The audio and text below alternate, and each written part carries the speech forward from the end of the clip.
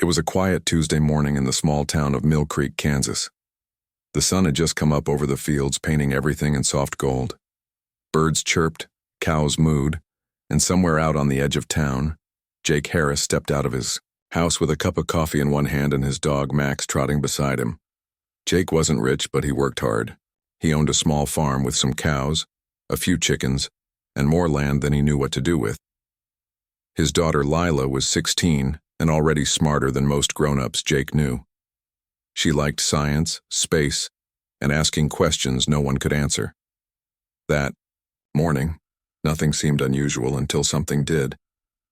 A low hum filled the air like the sound of 1,000 bees buzzing far away. Jake looked up at the sky. It was clear blue, no clouds, no planes. But then, slowly, something began to appear. It shimmered like heat rising off the road in summer. Then it solidified into a shape, a smooth black triangle, silent and huge. It hovered above the fields like it belonged there. "What the hell?" Jake muttered, squinting. Lila came running out of the house, phone in hand. "Dad, look," she said, pointing at the sky. They both stood there, frozen, as the object lowered itself closer to the ground. A beam of light shot down from it and landed right in the middle of the field. Grass flattened where it touched. Then, silence. For a full minute nothing happened. Then the ground cracked open with a hiss and 4 tall figures stepped out. They were not human. They were tall, over 7 feet, and slender, with pale gray skin that looked almost wet. Their heads were long and narrow, their eyes large and dark like marbles. They wore tight suits that looked like they were made of liquid metal. Jake and Lila didn't move. They couldn't. One of the aliens raised its arm. In its hand was a small device, glowing with red light. Then it fired. A flash of red energy shot through the air and hit Jake square in the chest. He staggered back a step but stayed on his feet. The alien tilted its head. Again it fired, and again. Each time, the blast hit Jake in the chest, stomach, arms. Each time he flinched, grunted in pain, but didn't fall. Finally, the alien stopped. Jake blinked. What was that? He looked at his shirt. No burn marks, no holes, just a little smoke where the blasts had hit. The alien made a clicking sound, like it was talking to the others. One of them stepped forward and pointed a different weapon at Jake's head. This one was larger, shaped like a claw. It fired. A pulse of blue energy hit Jake in the face. He stumbled back, shook his head, like a boxer after a punch, and glared at them. "Okay," he said, rubbing his jaw. "That hurt." But again, he didn't fall. Again, he was fine. The aliens looked at each other. One of them scanned Jake with a glowing device on its wrist. More clicks and beeps. Then suddenly they turned and walked back toward the hole in the ground. "No way," Lila whispered. "They're leaving?" Sure enough, the beam of light returned and the aliens vanished back inside the craft. The door closed behind them. With a deep hum, the ship lifted into the air and disappeared into the sky, leaving only scorched grass and a very confused farmer and his daughter. Back in Washington, D.C., things were not normal either. Inside a secure building near the Pentagon, a group of men and women sat around a long table covered with maps, reports, and photos. "General," Carl Dawson tapped his pen on the table. "So you're telling me this isn't the first time something like this has happened?" Agent Karen Moore flipped through a folder. "No, sir. There have been at least 6 unexplained incidents across the country in the last 2 months. All involving people who survived attacks that should have killed them." She handed the general a photo. It showed a man standing in front of a car that had crashed into a tree at high speed. The man was smiling. "This guy walked away from a 90. I crashed with a bruised elbow," Karen said. Another photo showed a woman holding a bullet in her hand. This one caught a .45 round in her palm during a robbery. Her hand was fine. The general frowned. "You think this is connected to what happened in Kansas?" "We don't know yet," Karen replied, "but we're looking into it." Outside, the world was still turning. People went to work, kids went to school, and farmers fixed fences, but something had changed, something big. Back on the farm, Jake and Lila tried to make sense of what had happened. "You okay?" Jake asked, still rubbing his chest. "I think so," Lila said. "You?" "Bruised ego, maybe, but otherwise good." They walked out to the field where the beam had landed. The grass was flattened in a perfect circle, and the soil looked darker, like it had been burned. Lila pulled out her phone and started taking pictures. "Weird," she said. "There's no crater or anything, just scorch marks." Jake crouched and touched the ground. "Feels warm?" Lila zoomed in on her screen. "Look at this." Jake leaned over. On the edge of the scorched area, there were strange symbols burned into the dirt, like letters, but not any language they recognized. "Alien writing?" Jake asked. "Maybe," Lila said. "Or a warning."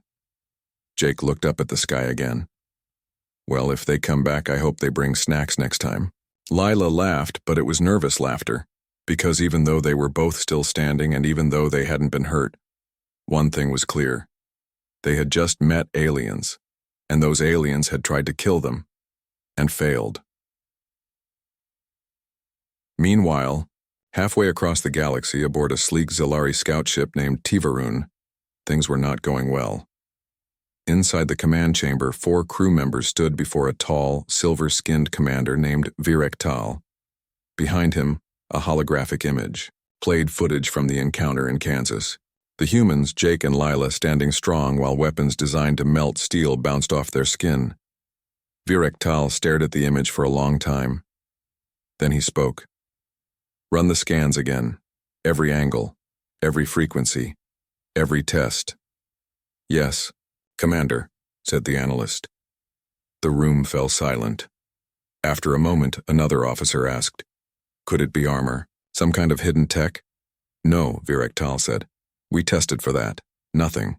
No energy signature. No interference field. Just them." "Then what are they?" the officer asked. Virek Tal turned to face his crew. "I don't know, but whatever they are not ordinary." He looked back at the image of Jake Harris standing in his muddy boots, squinting up at the sky like he'd seen it all before. "They resisted weapons that can vaporize stone," Virek Tal said, and barely flinched. He paused. "We must learn more." Back on Earth, word spread fast. First, it was just local news. Farmer survives mysterious attack. Then, online forums lit up with speculation. Did aliens visit Kansas? Soon, national news picked it up. Scientists called it a hoax. Government officials said nothing. But Jake and Lila didn't care about the noise. They kept working the farm, fixing fences, feeding cows, and pretending life was normal. Except now, every time they looked at the sky, they wondered, were they special? Was it just them, or was something bigger going on? Jake didn't know, but he hoped whoever or whatever was out there didn't plan on coming back anytime soon, because next time, he might not be so lucky, or maybe next time they'd come ready for war.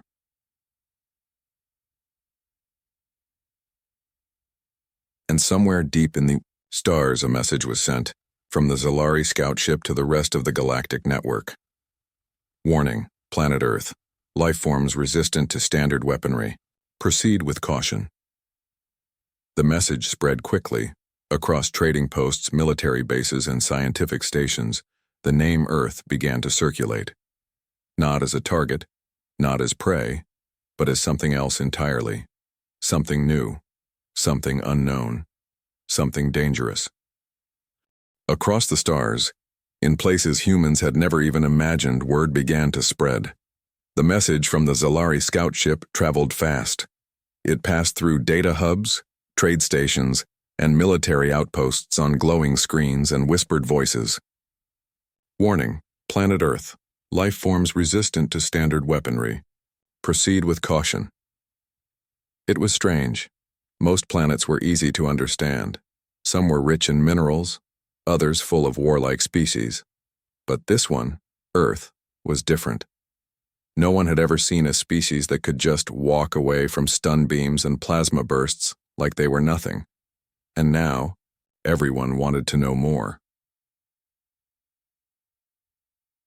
On a space station orbiting the planet Cathar 9, a group of traders sat around a table drinking something green and bubbling.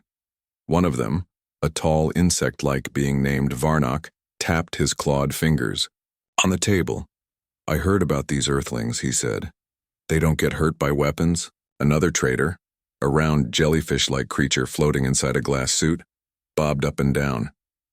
"It's true," it buzzed. "I saw the footage. One of them got hit 6 times and just stood there." Varnock leaned back. "So what are they? Robots? Mutants?" "No," said a third voice from across the room. A thin, gray-skinned alien with 4 eyes stepped forward. "Not robots, not mutants, just humans." He looked at the others. "I think we should test it ourselves." A few heads turned. "You want to go to Earth?" Varnock asked. "Yes," the gray-skinned alien replied, "and I know how." Back on Earth, life went on as usual. Jake Harris fed the cows. Lila did her homework. People drove to work. Kids played soccer, and the news talked about politics and weather. But something was changing. Small things started happening. Things people didn't notice at first. In Texas, a man survived a lightning strike without a scratch. In California, a woman walked out of a burning building with only soot on her clothes. In New York, a teenager caught a falling brick with his bare hand and laughed about it. Doctors couldn't explain it. Scientists called it luck. But the truth was stranger. Humans were not normal, and someone was watching. Far above Earth, hidden in the darkness between satellites, a small alien probe drifted silently. It wasn't big, about the size of a suitcase, and it was black, almost invisible.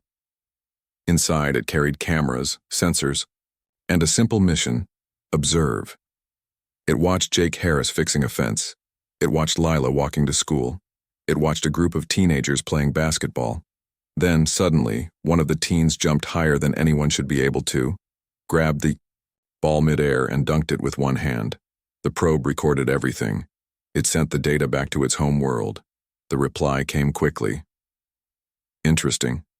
Begin testing phase." A few weeks later, strange things started happening in towns across America. In Nevada, a man was chased by a drone that shot at him with stun rounds. He ran, dodged, and kept going, even after getting hit 3 times. In Florida, a woman was followed by 2 men in dark suits. They tried to grab her, but when she pushed one of them, he flew 10 feet backward. In Colorado, a hiker found a glowing box in the woods. When he touched it, it zapped him with blue energy, but he didn't fall. He just blinked and kept walking. People thought it was weird, but not dangerous.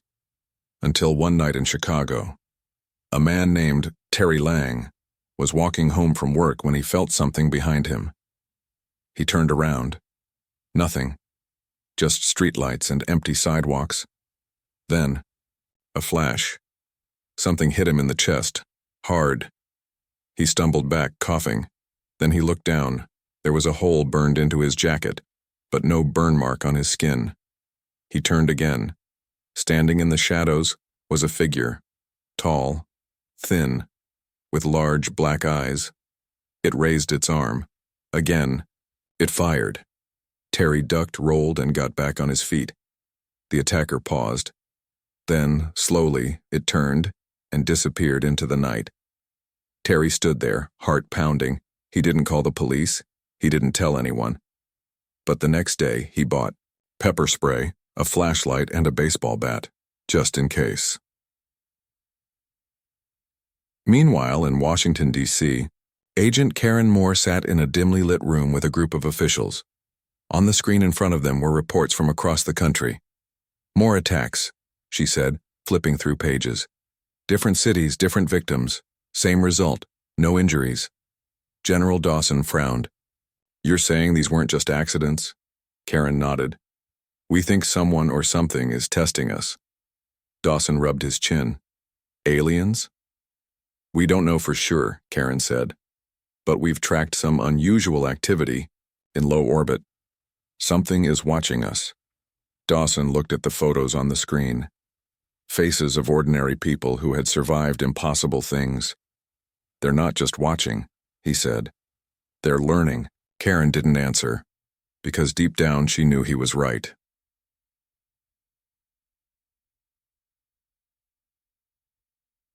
Back in Kansas, Jake Harris was mending a broken fence when Lila ran up to him. "Dad," she said, holding her phone. "Look." Jake wiped sweat off his brow and took the phone. The screen showed a video from somewhere overseas.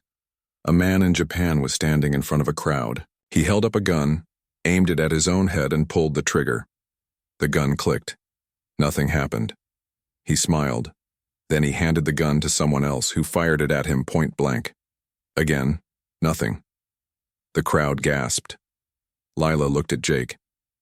"This isn't just us, is it?" Jake shook his head. "Nope. Looks like it's happening everywhere." He handed the phone back.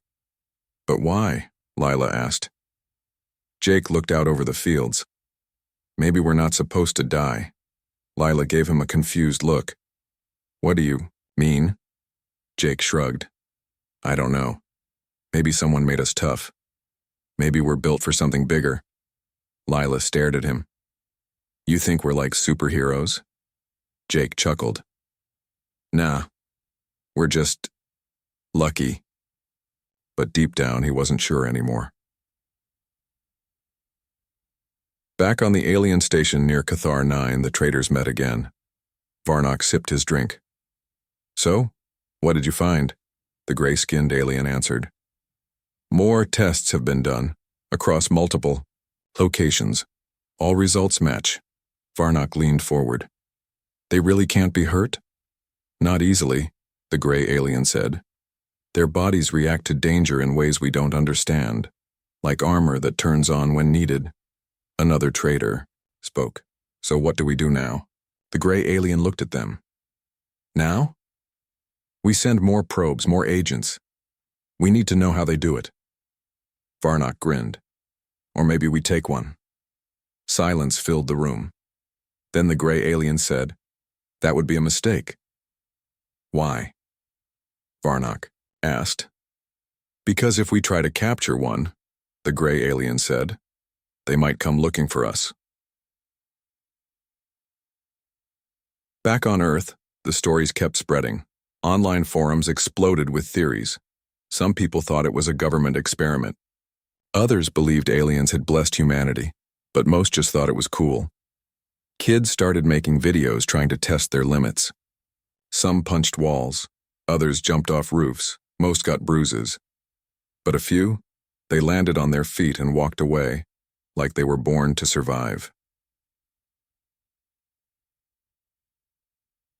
And high above Earth, the black probe floated once more. It watched a young girl in Oregon climb a tree, slip, and fall 30 feet. She landed on her feet. No injury. The probe zoomed in. It scanned her skin, her pulse, her brain waves. Then it sent another message home. Confirmed. Resistance is real, begins at birth, evolves under stress. Potential unknown. The reply came instantly. Prepare for Phase 3. Bye, sir. In the quiet town of Mill Creek, Jake sat on the porch with Max curled up beside him. Lila came out with 2 glasses of lemonade. "Did you see the news?" she asked. Jake took a sip. "Yeah, another one in France." Lila sat down. "Do you think they'll come back?" Jake looked at the sky. "I think," he said slowly, "that whatever's out there, it's not done with us yet." Lila followed his gaze. Somewhere far away, unseen and silent, something watched and waited. In a quiet lab buried deep beneath the Rocky Mountains, Dr. Natalie Cruz stared at a glowing screen filled with strange symbols and numbers. She was tired. Her coffee had gone cold hours ago. But she didn't care, because what she was looking at could change everything. On the screen were scans from over 100 human blood samples, taken from people all over the world. Soldiers, teachers, kids, farmers, doctors, athletes. Every one of them showed the same thing. Something inside their cells wasn't normal. It looked like a strand of DNA, but twisted in ways no known life form had ever shown. Natalie leaned back in her chair and rubbed her eyes. She had spent years studying genetics. She had worked on cancer research, gene therapy, even helped design better vaccines. But nothing had prepared her for this. Humans weren't just lucky, they were built for something. Back in Washington, D.C., Agent Karen Moore sat across from General Carl Dawson in a small, windowless room. The walls were covered with maps, photos, and notes pinned to corkboards. Karen flipped through a thick folder labeled Project Shield. "This is what we've got so far," she said, placing it on the table. Dr. Cruz's team found something in human cells that shouldn't exist. Dawson picked up a photo from the file. It showed a close-up of a cell under a powerful microscope. Inside, a thin, glowing line curled around the nucleus like a coiled snake. "What am I looking at?" he asked. "That," Karen said, pointing, "is not supposed to be there." Dawson frowned. "Explain."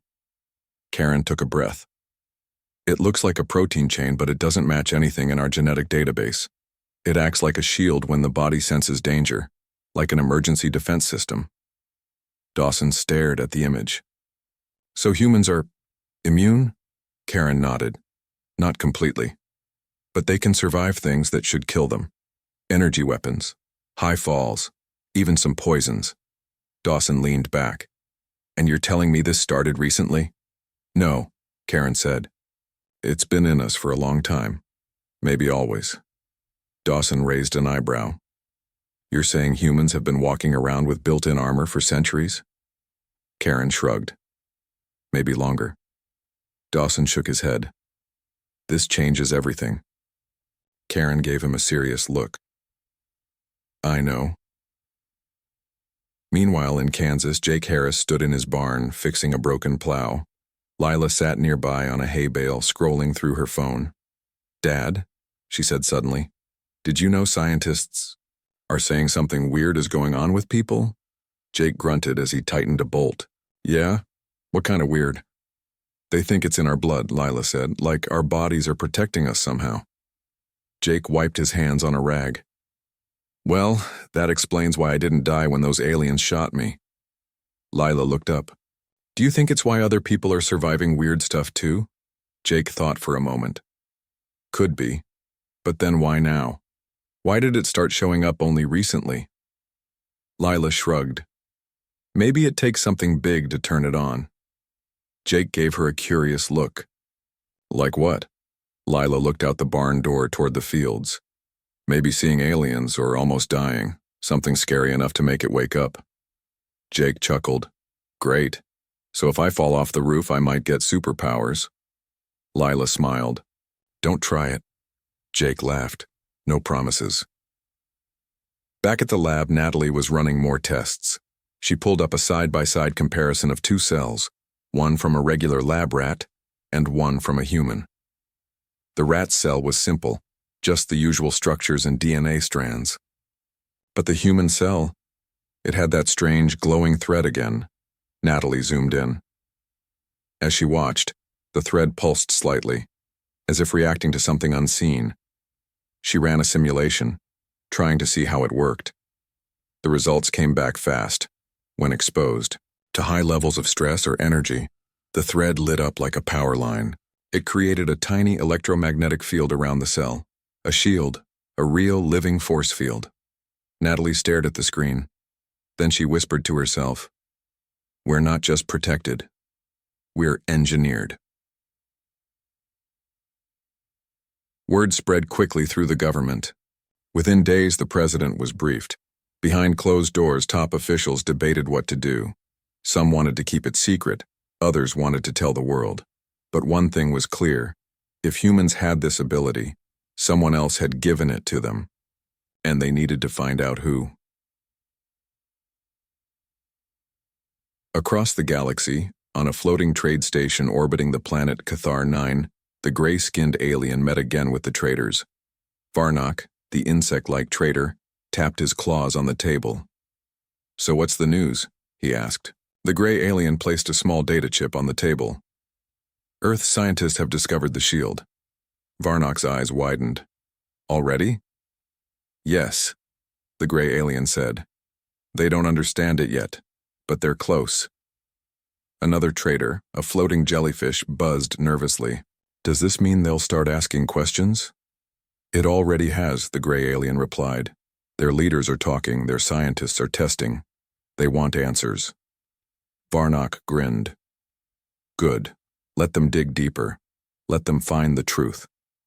The gray alien looked at him carefully. And what happens when they do? Varnok leaned forward.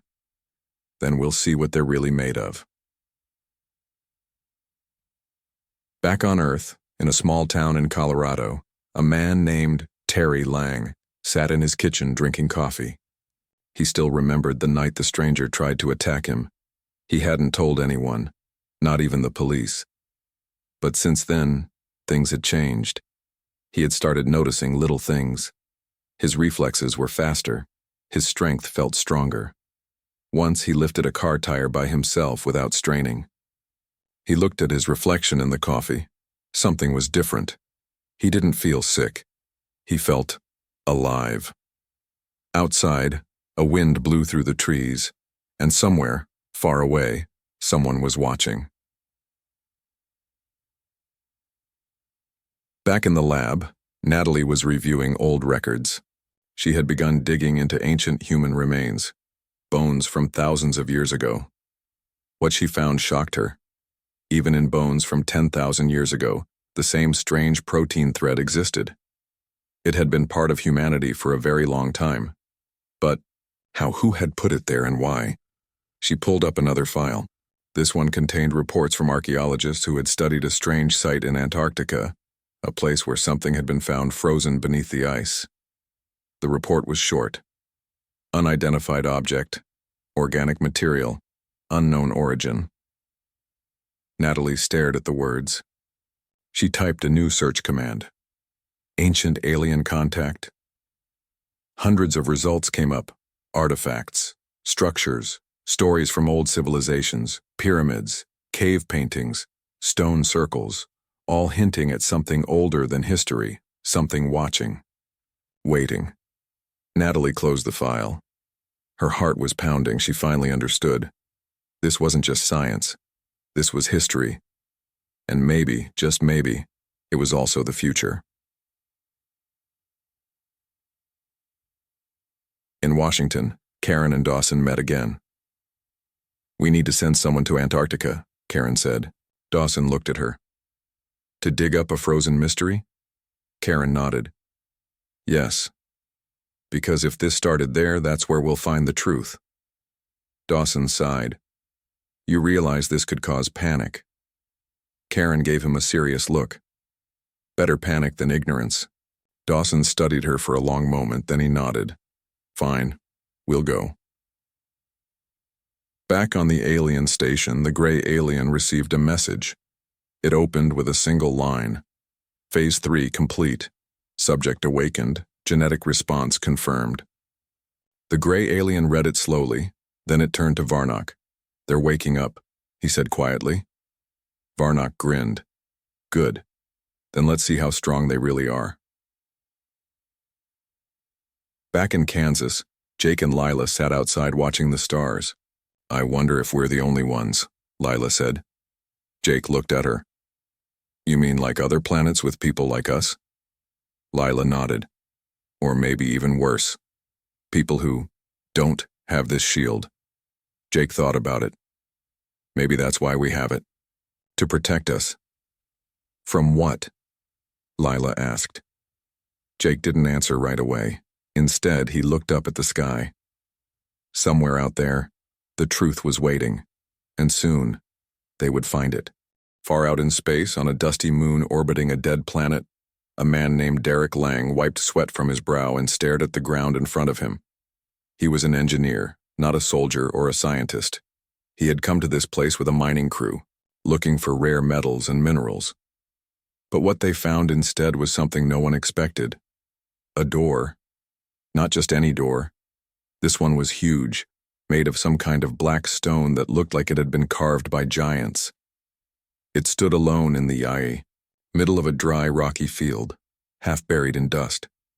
There were no buildings around it, no signs of life. Just silence. Derek crouched down and ran his gloved hand over the surface. Strange symbols were carved into the stone, lines and curves that didn't match any known language. "This isn't natural," he muttered. Behind him, his partner, Mia Carter, stepped forward. She was the team's geologist, but she also knew how to read ancient scripts better than most people gave her credit for. She studied the carvings. "This looks old, really old." Derek nodded. "Like older than Earth old?" Mia gave him a look. "Maybe." She pulled out her scanner and ran it over the symbols. The machine beeped once, then again, then it flashed red. "What does that mean?" Derek asked. Mia frowned. "Means it's not rock." "Huh?" "It's metal," she said. "Some kind of alloy we don't recognize." Derek whistled. "Well, if it's a door, there must be a way to open it." He looked around. There were no handles, no buttons, nothing obvious. Then Mia pointed at a small panel set into the stone near the base of the door. It was covered in dust, but when she brushed it off, a faint glow came from beneath the surface. Derek knelt beside her. "You think it's a keypad?" Mia shrugged. "Could be, or maybe a scanner." Derek reached out and placed his hand on the panel. Nothing happened at first. Then, slowly, the glow grew brighter. A low hum filled the air, and with a deep groan, the massive stone door began to move. Inside, the room was dark. The only light came from the crack behind them as the door opened wider. Derek and Mia stepped inside, flashlights in hand. The walls were smooth, made of the same strange black material as the door. In the center of the room stood a tall object, a column of glass and metal, glowing faintly. Around it, more symbols were carved into the floor. Mia walked closer. "This is not a mine site." "No kidding," Derek said. He stepped up to the column and touched it lightly. Suddenly, the room lit up. A holographic image burst into the air above the column. It showed a being unlike anything either of them had ever seen. Tall, with long limbs, and glowing eyes, the figure spoke in a voice that echoed through the chamber. Its words were strange, but somehow understandable. "If you are hearing this message, then the time has come." The image shifted. Now it showed scenes of Earth, mountains, oceans, forests, then humans, people of all kinds, children, soldiers, farmers, scientists. The voice continued. "We left our gift within your kind, a shield, a power, a promise." More images played, humans surviving impossible things, falling from great heights, walking away from explosions, fighting back against machines and monsters. "When the stars call, you will answer." The image changed again. Now it showed war, aliens attacking planets, ships crashing, cities burning. "We failed to protect the others, but you, we believed in you." Then silence. The hologram faded, the lights dimmed, and the room was quiet once more. Back on Earth in Washington, D.C., Agent Karen Moore sat across from General Carl Dawson. On the table between them was a tablet showing the footage from the alien vault. Karen tapped the screen. "This changes everything." Dawson leaned back. "So what are they saying?" Karen read from the transcript. "That someone else, some ancient race, gave humans this ability. That we were chosen." Dawson frowned. "Chosen for what?" Karen shook her head. "They don't say. Not yet." Dawson rubbed his chin. "We need to know who these beings were." Karen nodded. "Already working on it. Our linguists are decoding the symbols. Our scientists are analyzing the data." Dawson sighed. "And what do we tell the public?" Karen hesitated. "We tell them the truth." Dawson raised an eyebrow. "You think they're ready for that?" Karen looked at him. I think they deserve to know why they can't be hurt, why they're different. Dawson studied her for a moment. Then he nodded. All right. Let's tell them. Also, back in Kansas, Jake Harris sat outside on the porch with Lila. They were watching the sky again. Lila held her phone, scrolling through news reports. Did you see this? She asked. Jake took the phone and read the headline. Scientists confirm humans have genetic shield. Origin unknown. Jake chuckled. Well, that's one way to put it. Lila looked at him. Do you think it's because of the aliens? Jake thought about it. Yeah, I think so.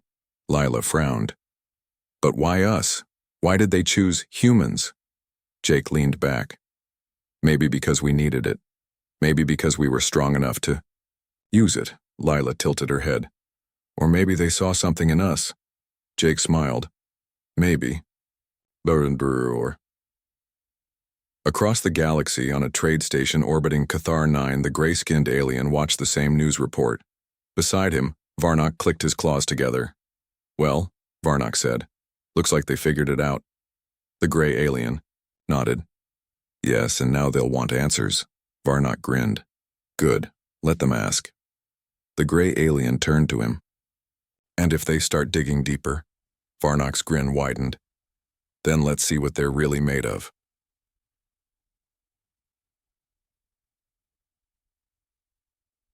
Back in Colorado, Terry Lang sat in his kitchen drinking coffee. He still remembered the night he was attacked, since then he had felt stronger, faster, more aware. He wasn't sure what had changed, but he knew he wasn't the same. He picked up his phone and scrolled through the same news article everyone else was reading. Humans have genetic shield. Scientists say it was given to us by unknown beings. Terry read it twice. Then he looked at his hands. For the first time in his life, he felt like he belonged to something bigger, something important, something dangerous. Back at the lab, Dr. Natalie Cruz stared at the latest scans.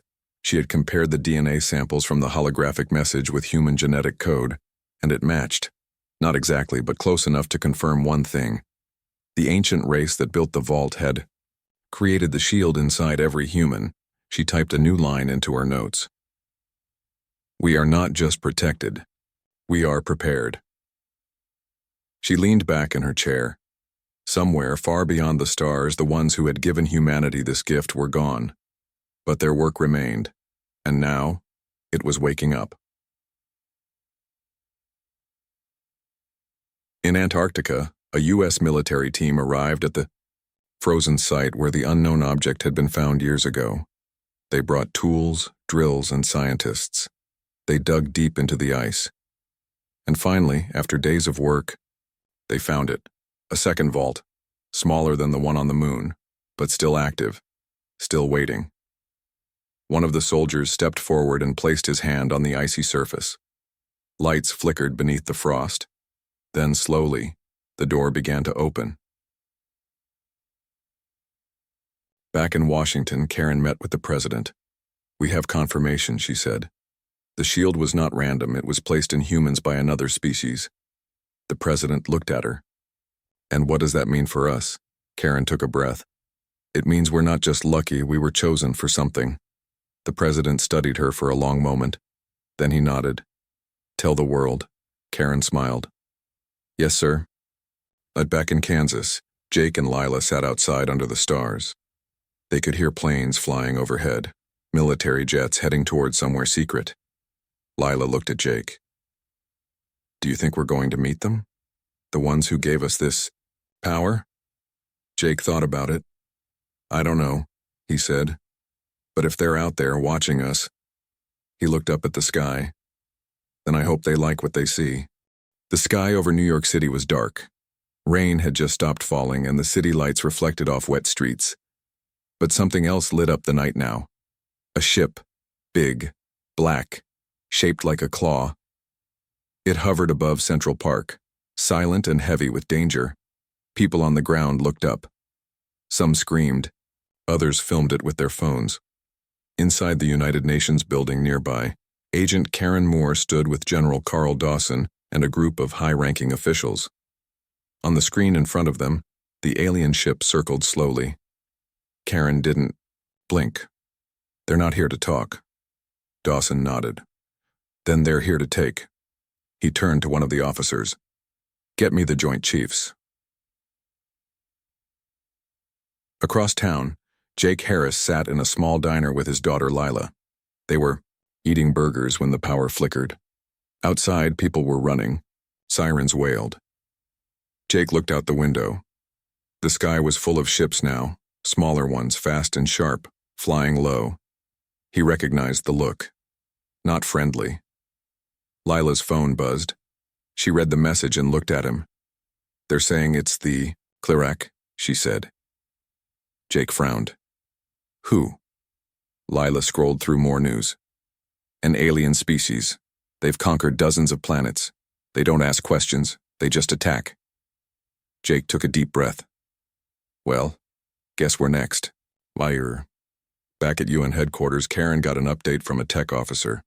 They're broadcasting a message, he said. Play it, Karen ordered. The screen changed. A face appeared.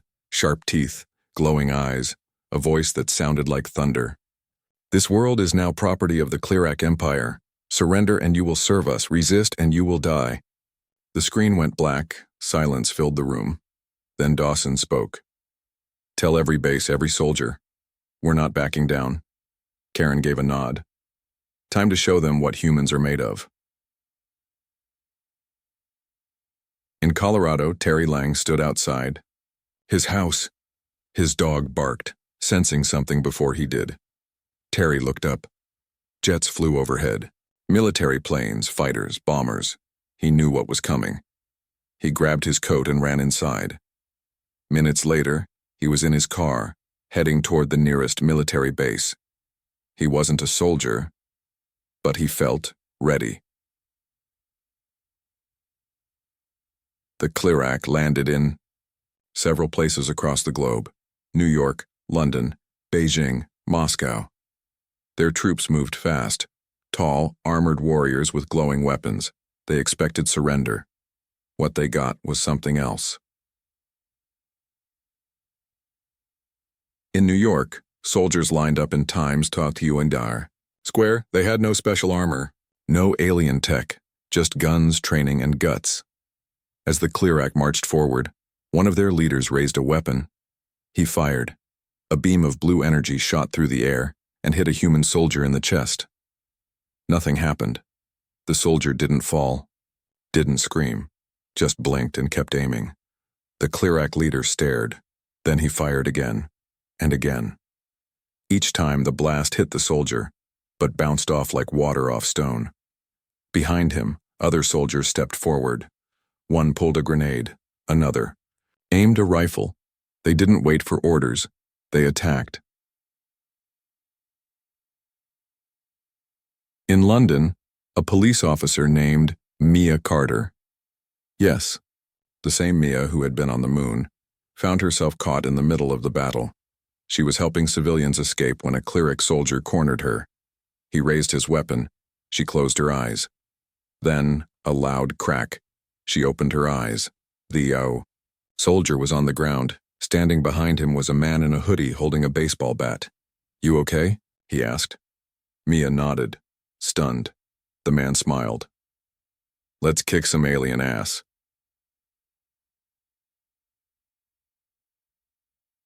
Back in Washington, Karen watched reports come in from around the world. Everywhere the Cleric tried to use their weapons, they failed. Human bodies absorbed. The blasts. Fists hit harder than they should. Bullets didn't slow people down. Karen turned to Dawson. They can't beat us. Dawson grinned. Didn't think they would. In Kansas, Jake and Lila helped neighbors load supplies into trucks. They heard the jets overhead. Lila looked up. Do you think they'll win? Jake nodded. Yeah, I do. But how? We don't have their weapons. Jake smiled. We don't need them. We've got something better. What's that? Jake pointed at the people around them. We've got each other. Back in New York, the battle raged. Cleric ships fell from the sky. shot down by old fighter jets and brave pilots. On the ground, soldiers fought with knives, bats, and even fire extinguishers. One soldier, after being hit by a plasma cannon, rolled to his feet and threw a smoke bomb. Another used a stolen Cleric weapon to blast a whole squad off their feet. And then came the drones. Hundreds of civilian drones flew into the battlefield, controlled by hackers, gamers, and students. They dropped flashbangs, shot paintballs, distracted enemies. The Cleric had never seen anything like it. They thought they were invading a weak planet. Instead, they had walked into a nest of hornets. Back aboard the Cleric command ship, the High Commander paced. Reports flooded. First here, ground forces failing. Weapons ineffective. Enemy morale remains high. He slammed his fist on the console. This cannot be real, he growled. One of his officers approached. Commander, we must retreat. No, the commander roared. We do not retreat. But then another report came in. Earth orbit. Defense systems now targeting our fleet. He turned sharply. Earth has orbital weapons? No, the officer said. They're using modified satellite lasers and homemade EMP devices. The commander stared. Humans were using tools built for peace to fight war, and winning. Back at the UN, Karen received a new message. It was from the Cleric. Cease hostilities, we withdraw.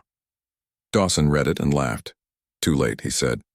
They should have stayed away. Karen looked at the map showing the battles. Everywhere, humans were pushing back, not because they were stronger, not because they had better weapons, because they refused to lose. Across the world, the Cleric left. Their ships limped away, damaged and broken. In New York, people cheered. In London, someone painted graffiti on a wall. Aliens tried to shoot us. We didn't die. Oops. In Tokyo, kids danced in the streets, and in Antarctica, where scientists were still studying the ancient vault, a message was sent out. To whoever left us this gift, thank you. Back in Kansas, Jake and Lila sat outside under the stars. The skies were clear again. Jake sipped his coffee. Lila looked at him. So, what now? Jake smiled. Now the rest of the galaxy knows what we can do. Lila thought about it. You think they'll leave us alone? Jake shook his head. Nah. But if they try again, we'll be ready. Lila leaned against him. For the first time, she felt safe. Not because they had weapons, but because they were human. And that was enough. The sky above Earth was quiet again. Jets no longer roared through the clouds. The Cleric ships had vanished into space, limping away like wounded animals. But things would never be the same. Across the world, people stood outside, looking up. They had won, not with big weapons, not with alien tech, just with courage, brains, and something deep inside them, something ancient, powerful, and real. And now, the rest of the galaxy knew it too. In Washington, D.C., Agent Karen Moore sat at a long table with generals, scientists, and diplomats. On the screen in front of them, messages from outer space scrolled by. Some were warnings, some were threats, but one stood out. To the humans of Earth, we see you now. You are not weak. You are not alone. Karen read it again. Then she looked at General Carl Dawson beside her. They're watching, she said quietly. Dawson nodded. Yeah. And they're scared. Karen gave a small smile. Good. Back in Kansas, Jake Harris sat on the porch with his dog Max curled up beside him. Lila came outside with 2 mugs of hot chocolate. She handed one to her dad. Did you hear? She asked. Jake took a sip. About what? The Zalari are coming back. Jake raised an eyebrow. The ones who shot me and didn't work? Lila laughed. Yeah, but this time they want to talk. Jake leaned back in his chair. Well, I guess we owe them some answers. Lila sat down next to him. Do you think they'll try to hurt us again? Jake shook his head. Nope, they know better now. He looked out over the fields. Somewhere out there, other aliens were thinking about Earth. Some wanted peace. Some still wanted war. But now, humanity wasn't just another planet. They were players in the game. In Colorado, Terry Lang stood in line at a military base. He wasn't here to fight. He was here to join. Behind him, people of all kinds waited too. Teachers, farmers, doctors, engineers. All of them had survived strange things. All of them had felt the change. Terry looked at the sign above the door. Office of Planetary Defense, Recruitment Center. He stepped forward. It was time to do more than survive. It was time to protect. Back at the lab, Dr. Natalie Cruz stared at a new screen. This one showed a map of human DNA, but now it included data from the ancient vaults, symbols, codes, and hidden layers that had been waiting for thousands of years to wake up. She typed a final note into her file. The shield is only part of it. We are not just protected, we are evolving. She leaned back in her chair and smiled. For the first time, she felt like she understood. Humans weren't just lucky. They were chosen. And now, they were ready. Across the stars, on a trade, station orbiting the planet Cathar 9, the gray-skinned alien met once more with the traders. Varnock clicked his claws together. So, he said. What now? The gray alien looked at the reports coming in from across the galaxy. Earth has repelled the Clearac. Other species are rethinking their plans. Varnock grinned. Looks like they're not just tough, they're smart. The gray alien nodded. Yes, and they're growing. Varnock leaned forward. Then maybe it's time we made friends instead of enemies. The gray alien studied him, then he said, maybe it is. In New York City, people gathered in Times Square. There were no parades. No fireworks, just people standing together looking at a giant screen showing footage of the battle. A man in a hoodie held up a sign. Aliens tried to shoot us. We didn't die. So, cool? People laughed. Others held up phones, taking pictures, recording videos. One kid ran up to a soldier and handed him a soda. Thanks, the soldier said. No, the kid said. Thank you. Back in Antarctica, scientists worked around the clock. The second vault had opened fully, revealing even more secrets. Inside, they found more holograms, more messages, more proof that someone, long ago, had believed in humanity. One message played over and over. When the time comes, you will rise. Not as warriors, not as rulers, but as guardians. Natalie watched it, eyes wide. She turned to the others. We're not just protecting ourselves anymore. One of the scientists looked at her. What do you mean? She pointed at the message. We're meant to protect others. Back at the UN, Karen met with the president. We've got offers, she said. The president looked up. From who? Karen smiled. The Zalari, a few others. They want to talk, trade, maybe even ally with us. The president nodded slowly. And what do we say? Karen crossed her arms. We say yes, but on our terms. The president gave a small grin. Good answer. Back in Kansas, Jake and Lila sat outside under the stars. Max was asleep, now snoring softly. Lila looked at the sky. Do you think we'll go out there someday? She asked. Jake sipped his coffee. Yeah, I think so. To other planets? Jake nodded. Yep. Maybe even meet the ones who gave us this power. Lila thought about it. What if they're still out there? Jake looked at her. Then, I hope they're proud of us. Lila smiled. I think they are. In Colorado, Terry stood in front of a mirror in his new uniform. He wasn't a soldier before. Now, he was. He looked at himself, stronger, faster, more aware. He wasn't sure how much of it was training, or how much of it was just him. He smiled. Then he walked out the door, ready to serve, ready to fight, ready to fly. Back in Washington, Karen stood on the rooftop of the Pentagon. She looked up at the stars. So many worlds, so many lives. And now, Earth was part of it. She whispered to herself, "We're not just humans anymore. We're the future." And somewhere, far beyond the stars, a signal was sent from a quiet station near the edge of known space. Message received. Humanity is awake. The mom reply came instantly. Let them shine.